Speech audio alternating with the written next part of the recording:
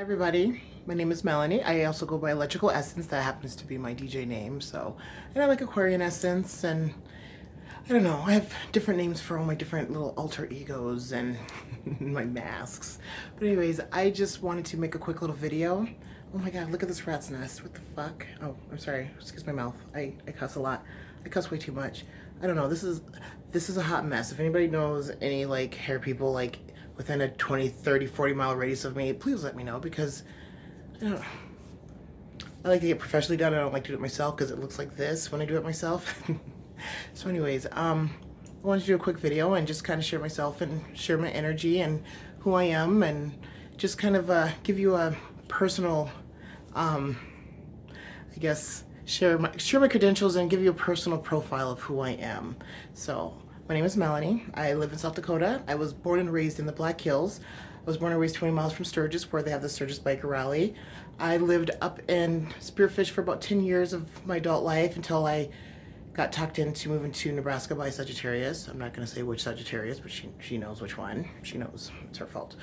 So I lived up in Spearfish, which is known as the crown of the Black Hills. It was beautiful, beautiful, beautiful country. Like the western side of South Dakota is gorgeous.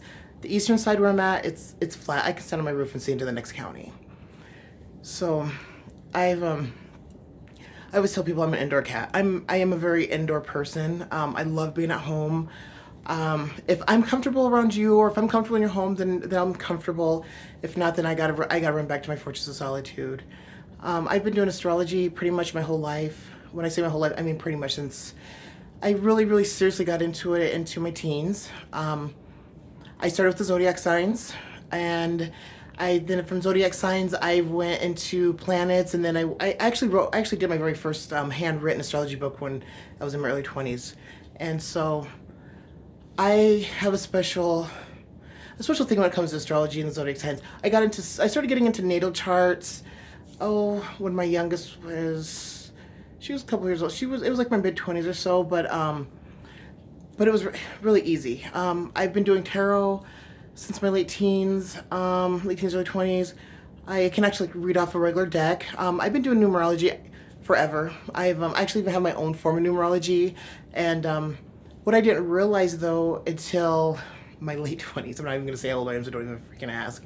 I didn't realize that what I was doing, and I didn't know what to call it. Like, I've always known that I had abilities, but I didn't have any names or titles to them.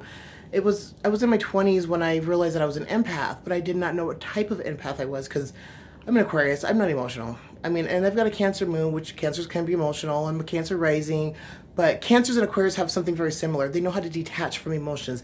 They know how to step away from the water, because the water barrier carries the water. The Cancer sidesteps over around the water because it can go in the water on the beach. So that's where the similarities are. Now the difference is their abilities of what they do with that water. And that's why water signs are known to be really psychic, and air signs are actually more known to be more telepathic.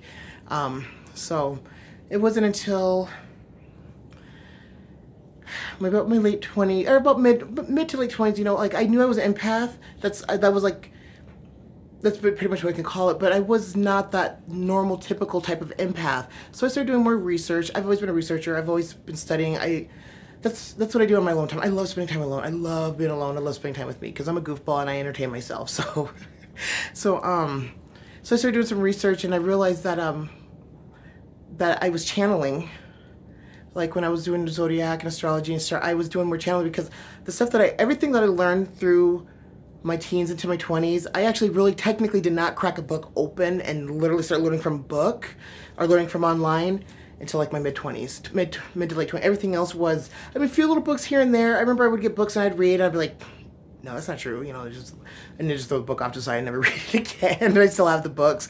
But then there was a few books here. Like, I was learning this when I was learning about mutable signs and cardinals and fixed, and learning a little bit more about Aquarius and about myself. So I did a little bit of reading of books in my 20s, but I really didn't get into books until my late 20s or so. So I didn't realize that I was channeling. And I was channeling, but not only was I channeling the zodiac signs, I was channeling the energy off of the person in that zodiac sign. Like Leos and Geminis. Okay, those are the first two zodiac signs that I knew. Like I knew them inside out. Like and I was just, and it was such a weird coincidence when I realized, it's like, oh, well, my two girls, I have a Leo and a Gemini. I have a fire and an air. And so, so then when I realized that I was like, what I was doing, what I've been doing my whole life was channeling. And then the research I did. So then the research dug more and more and more and more. And then the more I got into charts, and then I started studying into psychic indicators and a lot of stuff in line with the psychic indicator. It's cool, but it's way more to it than that. Way more than that. Because online they only give you so much information, or a little bit of a piece here and there. A lot of it comes from within. What doesn't resonate. For me, like I go with what I feel or know, and then whenever I find it somewhere else or find the information, then that's a confirmation. Or if I'm wrong, like, oh, okay, well, I was wrong. Or, so it really does come from within. Now, certain people though, like they have different gifts and different abilities that are different than others. Everything's all individual. That's why individual natal charts are huge compared to like just, hey, I'm a this, tell me about myself. Well, yeah, I can tell you about yourself based off your sun sign or based off your moon sign or the combination of the two, but there's way more to it than that. So like I have been actively studying, researching astrology. Basically, I mean, I eat, sleep, and drink shit, like party, like everything astrology every day. My mom one day, she asked me, she's like, do you do this every day? And this is when I was studying Vedic astrology, and I was like, yeah, I do it every day. She's like, good, because she's like, because a good astrologer would practice and study every day. And I do all kinds of different, I even do different types of research. I even challenge other astrologers, like information, to see how correct it is. I like watching some other astrologers just to kind of, because I'm always forever a student. I will never ever think that I know it all, because there's always more to learn. And that's like with the natal chart. Like I can study astrology until I'm 100 years old and probably only really dig into 50 to 60% of that chart. So that's why astrologers would get irritated when you're like, so here's my chart, tell me about myself. Or can you, like the broad questions. No, you got to narrow that down, because yeah, I can see all this stuff in your chart by looking at it, either by channeling it or from what I already know from astrology from studying it. Like Venus conjunct Pluto. Pheromones. You guys have people fall in love with you. It's not fair. Or having Venus in the 10th house. You guys like to look beautiful and sexy when you leave out the house. Or whenever you have, for example, Saturn in the 7th house, you're supposed to wait to get married. Especially depending on the sign. Or if you have Saturn in Aries, car accidents. Be careful of car accidents. Don't drive like a dumbass.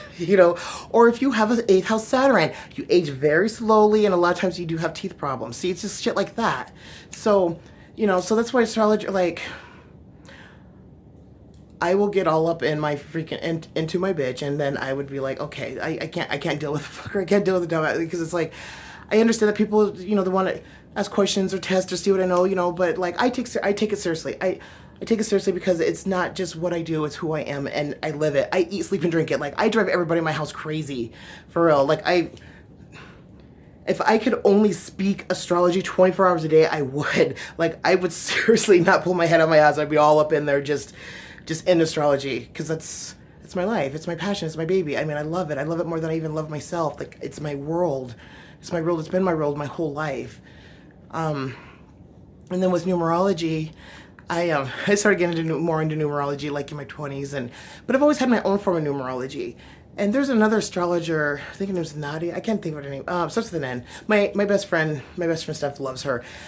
She spoke how she had her own form of astrology, and I was like, one of her first videos I watched. I was like, okay, let me check her out. And I really do dig her. And she's actually really good for my best friend to watch. Like she kind of connects more better with her than she does some of the other astrologers that I like on YouTube. But when she said that she did her own form of numerology, I was like, oh my god, I love that, because that's self-expression, that's creativity, that's something that's yours, it's you. Like I can do all different forms of astrology. Symmetry reading, one of my favorites is the draconic. I love the draconic chart. But I do symmetry reading, I do children, I do compatibility, I do I even do life coaching using astrology, well, I do life coaching now with the natal charts. I used to do it just strictly with the zodiac signs. I've done relationship. I've actually done life coaching and relationship life coaching. That's one of the very first main things that I've ever done was working with couples or working with people based off their astrology or based off their sun sign or their chart, you know, to help with coaching with them in their relationship or a pre-relationship. And so I do it all. Soul charts, I love doing soul charts. I love karmic connections. I can, depending, because sometimes like I'll channel it and I'll know, but a lot of times I love to double check my research. Some things I know, like you know, so it's just confident to know. But some things are like, maybe I better double check just to make sure, because it's really far out there and it's really crazy. So I want to make sure that I you know, not, you know, flying up too crazy, you know, with Uranus. So, because I'm Uranian ruled, and Uranus and Moon actually rule my Western chart, and Venus rules my Eastern chart. So I've been doing tropical astrology for over 20 years. I've recently got into Vedic astrology, which is it's sidereal, but it's 1 degree up. It's 1 degree more than this regular tropical. I've been doing that for over 2 years. The person I've been studying under, and I have all his books. I'm obsessed with him for like, I love him. I picked it up quick. So, and then between that and what I study, because I research all kinds of different things. I'm a researcher. And I love doing like different like little, you know, like experiments and and all that. So like I'm getting ready to do one now. I don't want to get too much in. I don't want to share too much, but I've researched, and like when I get certain charts and there's certain special charts, like I will pluck that off to the side, and if I get any more that are like that, then I'll do research into it. I've been researching the nakshatras. The nakshatras are the 27 lunar mansions. The sun signs are the 12 sun mansions, and there is a nakshatra behind each zodiac sign. See, there's way more astrology than people even know. Like, it's way more, and it is one of the first original science. It is not a pseudoscience. It's one of the first sciences ever. Like, that's what this whole world, this whole reality that we live in, all of it was linked into astrology. The days of the week, named after the planets, math, calculations, knowing where the sun and moon rose, and like how they used to tell time on like the old school dials, you know, and like in Greece and all that. Like, that's all astrology. That's all astrology. Now there's astrology and astronomy. Now astronomy, I'm not that great. I would love to take some astronomy classes. I eventually probably will, but right now I overload all kinds of stuff. So I've been still getting a little organized. I mean, I've gotten really busy lately. But no matter what, like I love it. It's my passion. It's my heart. It's one of the few things that I do. I'm also into a lot of other things. I do photography. I do design. I do all kinds of stuff. I stay busy. Like, I literally will. If I'm ever bored, there's a problem. If there's a bored, I'd be like, shut up, now, go find something to do.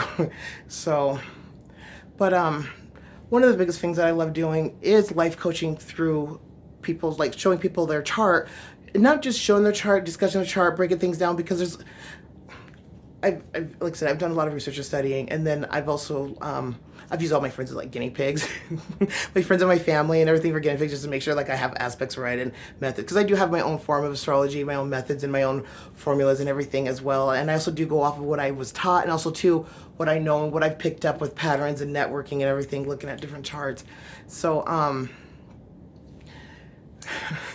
sorry, this is so weird for me. I don't like being on camera. It's a bit awkward, but so I like to I'm not a drive-by astrologer. I'm not one of those, I'm gonna get your chart and whatever and then just here you go and then go. No. I don't work that way. I especially certain people, because I treat each person differently according to their chart and who they are and their energy and what they want. Because there's some people who I work very, very, very, very close to. Like, sometimes I'll get phone calls like, Melanie, check my transit, what's going on? It's like, okay, hold on, give me 1 second, or have somebody call me and be like, hey, I met this guy, this is his sun sign, this is his moon sign, and tell me, like, just different things. It's just, each person's different. So I treat each person, each individual soul differently and uniquely to them, hence to my talk show, Unique Vibrations. So, which that is, we're working on a new chapter of that. That's been interesting. I got a new lead host, and it's two new lead hosts, and they're actually kind of amazing.